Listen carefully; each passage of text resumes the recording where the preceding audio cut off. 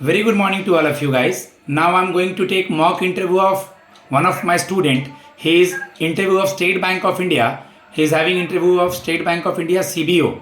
Okay, 4th of November in Bhopal. Okay, he is from Madhya Pradesh and currently working in regional rural bank.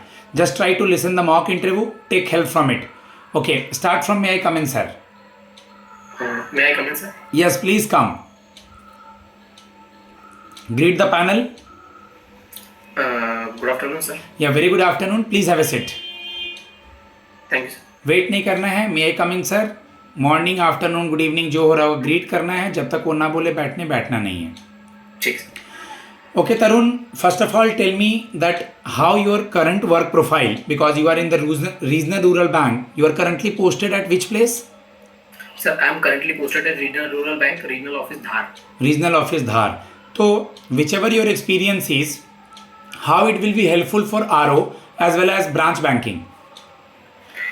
Sir, as per my work experience, मेरी जो initial posting थी वो थी regional office में ही, but later on 6 month के बाद मैंने branch banking की है अराउंड 19 मंथ्स, और उसके बाद वापस सर मेरी पोस्टिंग रीजनल ऑफिस हुई है. तो कहीं ना कहीं मैं जो समझता हूँ कि जो लाइजनिंग है वो बहुत इंपॉर्टेंट रोल प्ले करती है बैंकिंग के अंदर. तो कहीं ना कहीं सर मैं अपने एंड से ये अश्योर कर सकता हूँ कि मेरी लाइजनिंग कस्टमर से भी उतनी ही अच्छी है जितनी मेरी स्टाफ से. तो आप मुझे डाइवर्सिफाइड फील्ड में यूज़ कर पाएंगे. तो सर मैं What is the definition of licensing and moratorium?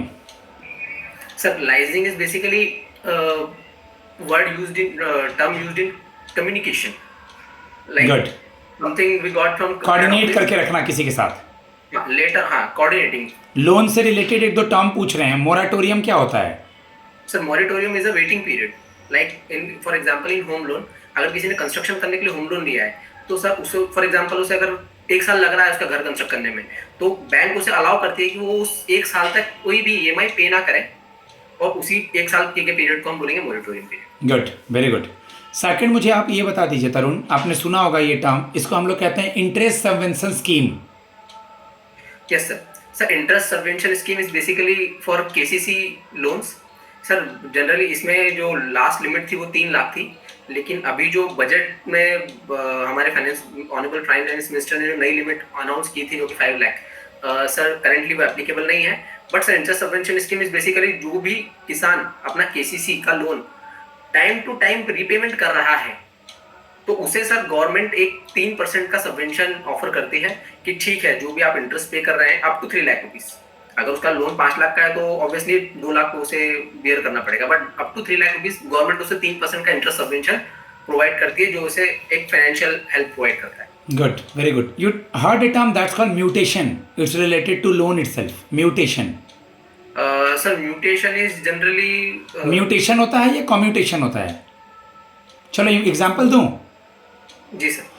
एक लैंड है 300 गज का, उसका पूरे का मैप बना हुआ है, पूरे की मतलब प्रॉपर अप्रूव्ड है, वो वहाँ के लीगल अथॉरिटी से, कॉरपोरेशन से अप्रूव्ड है, नगर पालिका से. लेकिन उस पर किसी ने 2 प्लॉट्स उसको बांट दिया है. वो जो 2 छोटे छोटे बिल्डिंग उस पर बन दी है वो दोनों का नक्शा नहीं है, पूरे का नक्शा है. तो क्या इस पर नेशनलाइज बैंक या आरआरबी गवर्नमेंट बैंक लोन करेंगे? नहीं सर. क्यों? क्योंकि सर वो पार्ट प्रॉपर्टी में आ जाएगा. पार्ट प्रॉपर्टी में आ जाएगा. तो अब ये मुझे जो मैंने जो टर्म पूछा था उसका आंसर बताओ. सर म्यूटेशन इज बेसिकली किसी भी चीज का डेवलपमेंट होना या कट आउट होना, मतलब development. Basically you are worked in an KCC और whichever it is from agriculture sector, but suppose if we will posted you in the urban zone, okay, and so how will your this knowledge will help, because अगर आपने rural का ज़्यादा knowledge है, urban का नहीं है, तो कैसे मदद करेगा वो? नहीं सर, रूरल का नॉलेज होना दैट डजंट मीन कि अर्बन का नहीं है. हमारी बैंक केसीसी फोकस जरूर है, हमारी बैंक रूरल फोकस जरूर है, but at the same time हम गोल्ड लोन भी प्रोवाइड कर रहे हैं, व्हीकल लोन भी प्रोवाइड कर रहे हैं, होम लोन भी प्रोवाइड कर रहे हैं, एलआईपी भी प्रोवाइड कर रहे हैं. तो दैट मीन्स कि सर हमारा कुछ मतलब एकदम अप टू द लिमिट हमारा एक्सपोजर उसमें भी है. रिसेंट के आरबीआई के सर्कुलर्स वगैरह देखे हैं या बुलेटिन वगैरह रिसेंट का, जिसमें कोई मेजर अपडेट जिसके बारे में मुझे बताना चाहेंगे?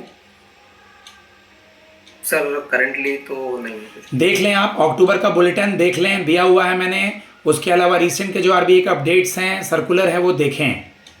Sure. Monetary policy bi monthly जारी किया जाता है या 3 मंथ पे? Sir bi monthly. Bi monthly का मतलब क्या होता है Tarun? Sir in 2 months।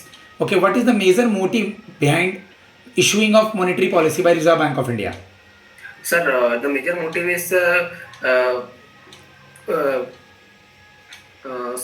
wait a minute, sir. The main Sir, motive major behind motive is issuing controlling the inflation. monetary Major motive is policy is to control the mismatch between demand and supply, increase of GDP money growth, as well as and reduce control inflation. inflation. Yes. Okay, some banking and relevant scheme related terms. What is PPP, purchasing power parity? Sir, purchase power parity is just is a parameter on which we were able to compare a indexation of two different cities or two different nations or vice versa. What is Sir, stale check? indication. Stale check. Okay, got it. बीच बीच में वो किसी question में बोलने नहीं देंगे, interrupt करेंगे, तो मैं जानबूझ के वैसा कर रहा हूँ। What is stale cheque? Sorry sir. आपने मुझे चेक काट के दिया, उस पर आज का डेट है 25 अक्टूबर।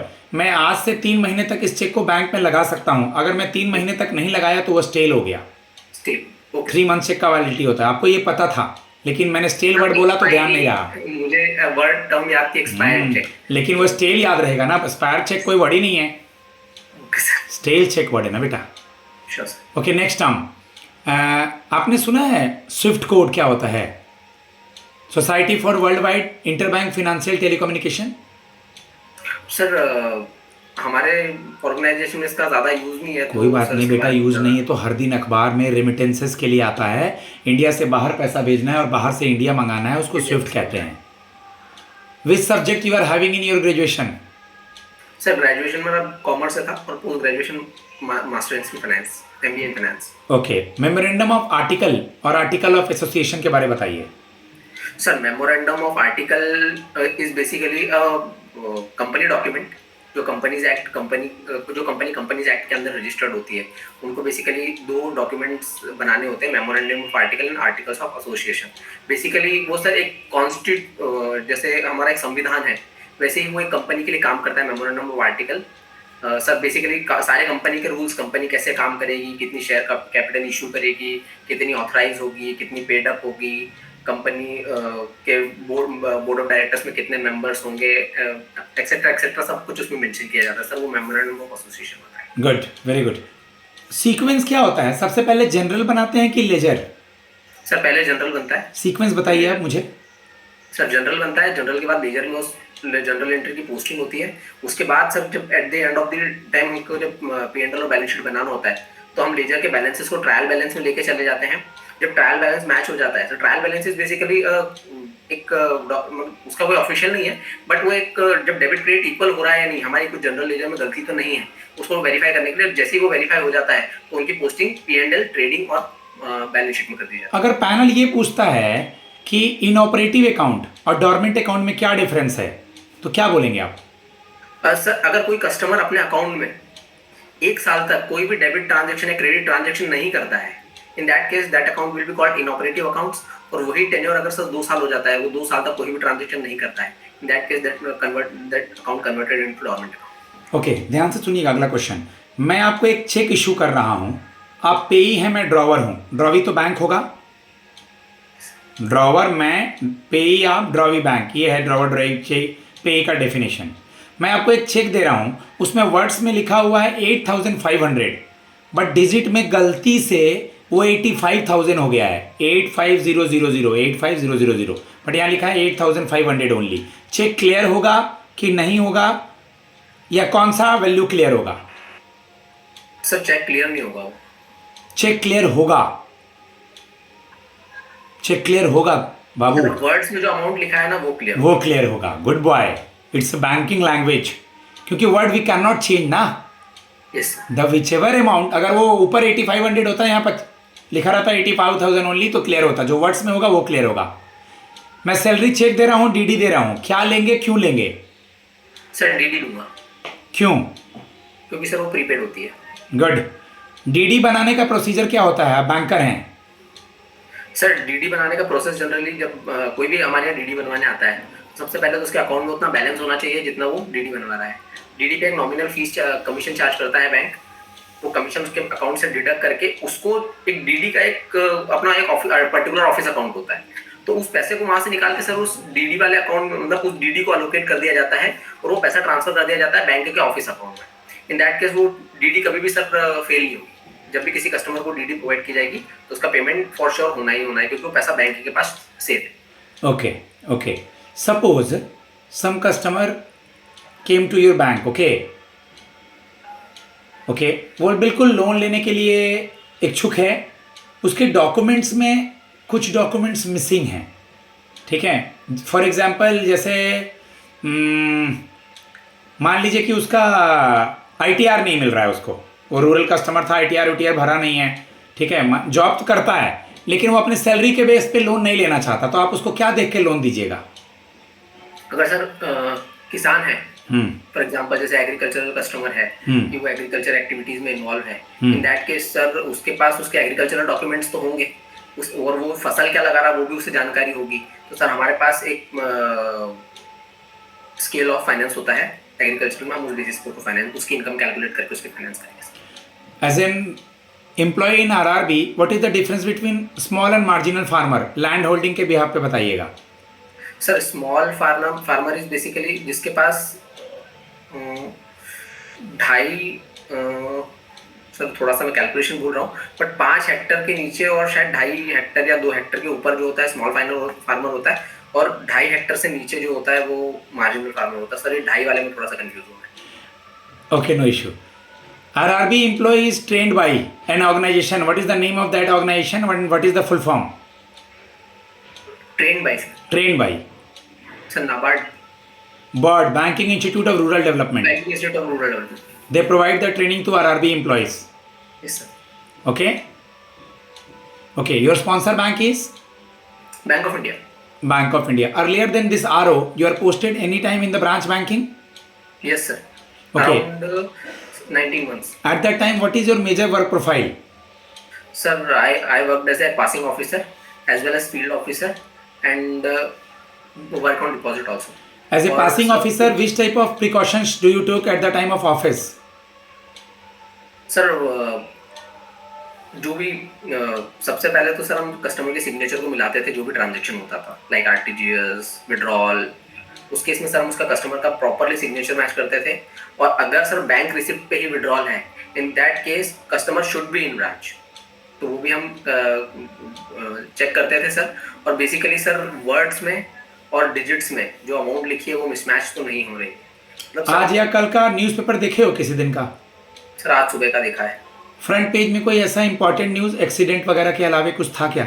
नहीं सर एक्सीडेंट के अलावा सर 2-3 न्यूज़। एक एक्सीडेंट हुई है ना स्लीपर बस में, मेरे ख्याल से आंध्र प्रदेश में। आंध्र प्रदेश में कल के न्यूज़पेपर में यार, कल के न्यूज़पेपर में और परसों के फ्रंट पेज में बहुत अच्छे अच्छे आर्टिकल थे। एक आर्टिकल था रशिया यूक्रेन वाला, रशिया यूक्रेन चाइना यूएस कुछ बोल रहा था, याद आ रहा है कल के फ्रंट पेज पे? नहीं सर। सैमसंग वाला नहीं याद आ रहा आपको? What is special intensive revision? Sir एक SIR जो एक इलेक्शन कमीशन ने नया निकाला है, जो बिहार पोल में 8 करोड़ लोगों पे, जैसे इसमें सर जनरली बेसिकली हो क्या रहा है, केवल ये बिहार में भी होगा या इलेक्शन कमीशन ने कह दिया कि पैन इंडिया होगा? पैन इंडिया होगा सर, लेकिन सर इसका इनिशिएटिव बिहार से लिया जा रहा है। ठीक है, कंटिन्यू। हाँ सर, इसमें जनरली स्पेशल इंटेंसिव रिवीजन में किया ही जा रहा है कि जो भी 8 करोड़ वोटर्स है बिहार के, उनका फिर से document resubmission, it's a hard process, but वो सर जो मल्टीपल लोग मतलब किसी के पास मल्टीपल इलेक्शन कार्ड्स है जो मल्टीपल टाइम्स, उसको रिमूव करने के लिए सर सबका डॉक्यूमेंट्स फिर से कलेक्ट करके और फिर से एक वो वोटर लिस्ट तैयार करने की एक प्रोसेस है, उसको SIR में डाला गया है। Now I am going to give feedback to my student. Already 14 minutes over. We are moving towards the 15 minute. Just try to revise. Sometime it happens that या मैं जान रहा हूँ, मैं कर लूँगा, बट कुछ जानते हुए क्वेश्चन का आंसर नहीं दे पाते हैं। ठीक है, ये सब बच्चों के साथ होता है, तो मेहनत कीजिए। अब कम समय बच रहा है, revision is compulsory for everyone. If you are interested for quality, my number is 7503235358। I was in earlier Bank of Baroda as a provisionary officer, promoted, then resigned for my UPSC exam, and now I am proud of myself that I am a job creator, not a job seeker, by the blessings of माँ सरस्वती। धन्यवाद।